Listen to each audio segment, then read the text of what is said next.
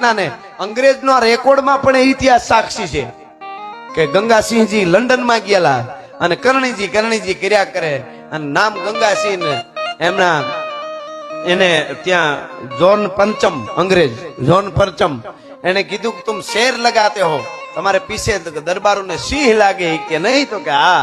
તો કે તો સિંહ સામે તમે બાંધી શકો ને? કે વખત આવે તો બાંધી શકી, પણ અહીંયા શું? તો કે નહીં, શેર કે પિંજરે में तुम जाओ. જોન પંચમે કીધું ને અંગ્રેજની રાણી વિક્ટોરિયા પણ હાજર રહેલા, ઇતિહાસ સાક્ષી છે, અંગ્રેજોમાં છે પણ આનું ટાંક મારેલી છે. અને એ બન્યું.